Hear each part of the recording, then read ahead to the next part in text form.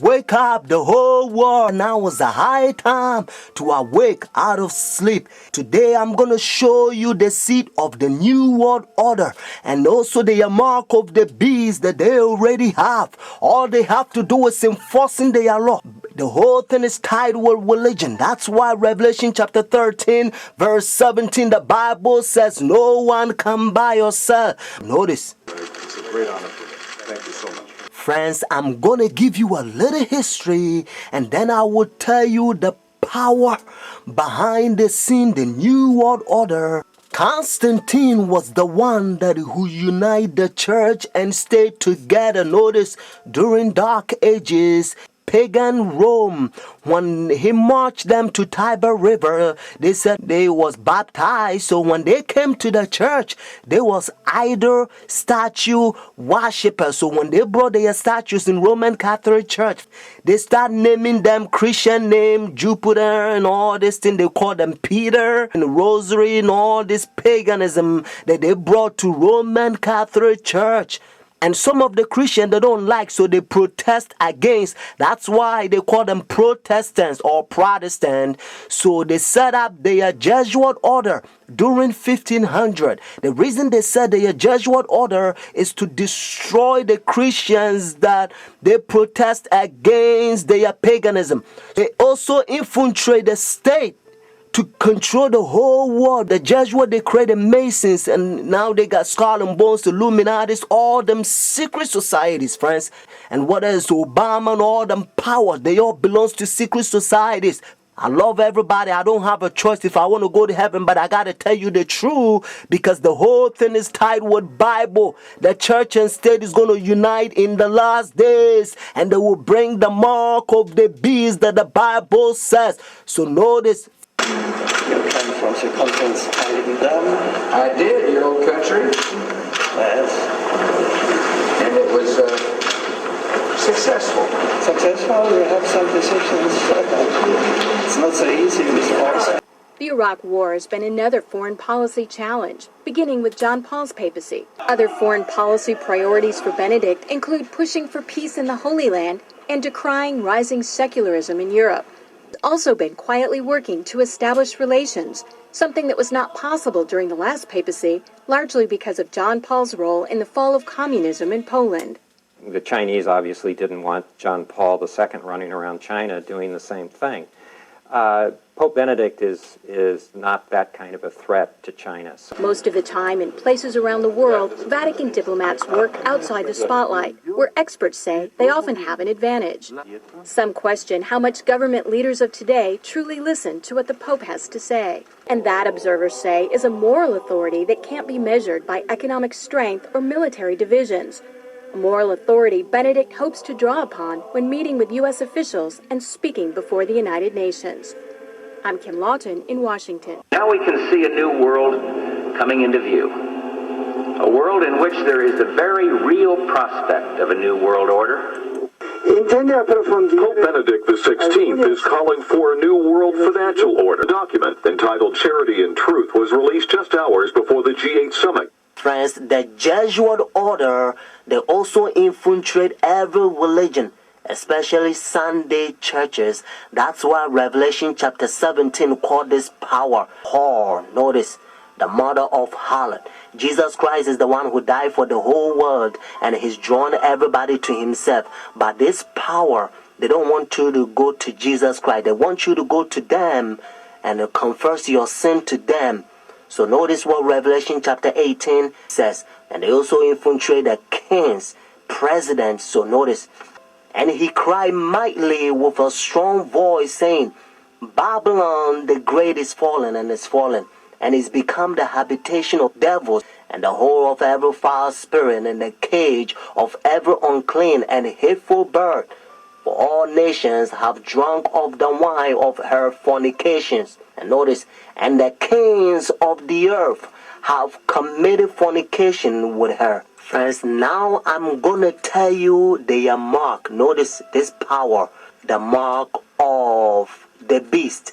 Because notice, if the Bible says the mark of the beast, means this power has a mark. The beast is a language that God is using for this power. And they themselves, they says in their own book, the book of Catechism, the old version, notice, they says Sunday worship is their mark of authority.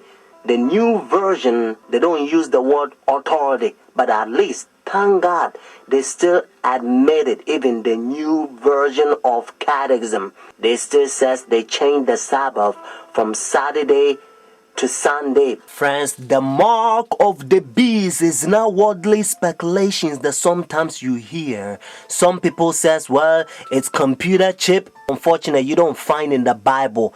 And some people says, it's 666. But according to Revelation 13 verse 18, actually 666 help you to find the beast. What I mean is to identify the beast. But the Bible says the mark. The reason why I repeat and I kind of stretch it because I don't want you to miss it. It's a deception. Notice the mark of the beast. It's clear. It means the power, the beast has a mark to change the Sabbath from Saturday to Sunday. Unfortunately, Sunday churches, they adopt sun worship day for so many years. They don't want to get rid of it.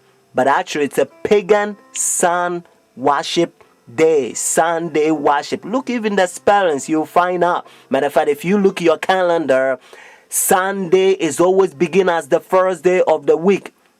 Unfortunately, they will skip, and some people, they don't know, they will count Monday as the first day of the week, because according to Revelation chapter 12 verse 9, the devil will deceive the whole world. So it's a deception. So the devil, he's in the process blinding the people, including the Christendom. Friends, if you go to church Sunday, notice the first day church, now you don't have the mark of the beast according to Revelation 14 and 13 unless the law is enforced. That's why now you hear different country, they try to forcing the people to not sell or do anything on Sunday because they try to enforce the law. But according to Bible, notice United States is the one who's going to cause the whole world to worship the beast. Their sun worship day means Sunday worship according to Revelation 13. So whenever United States enforce the law, then every country also going to enforce because they control the whole world. Every president on the Roman Catholic Church.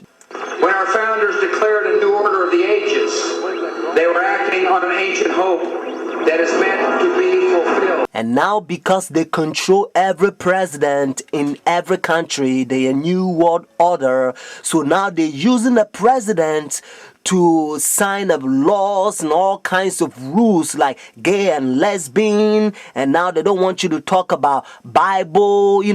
If you go to work, they don't want you to talk about Christ because they say it's offended. They try to put the whole world in darkness. They don't want people to know the truth, just like what they did in dark ages. They remove Bible from people and they put people in darkness so that they can control them. That's what they're doing again. Notice what Bible says in Romans chapter 13 verse 11 to 12. And do this knowing the time that now is a high time to awake out of sleep. Now our salvation is nearer than when we first believed. The night is far spent, the day is at hand. Therefore let us cast off the work of darkness and let us put on the armor of light. The time you have spent to study Bible a year, now you have to do it couple months. It's time to pray more and talk less. Friends, Jesus Christ is coming for the church without spot or wrinkle. Watch this.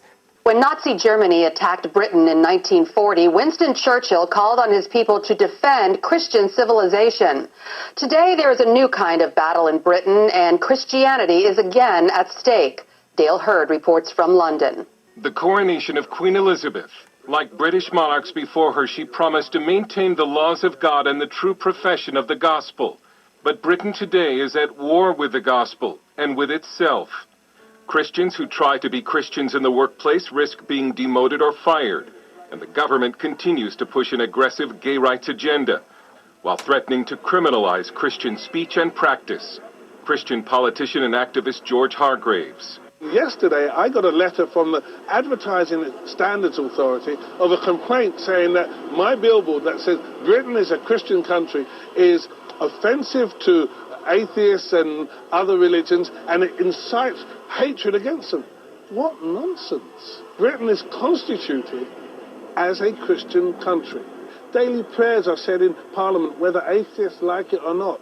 The Queen is the head of the Church of England and therefore has to acknowledge God for her sovereignty over the nation.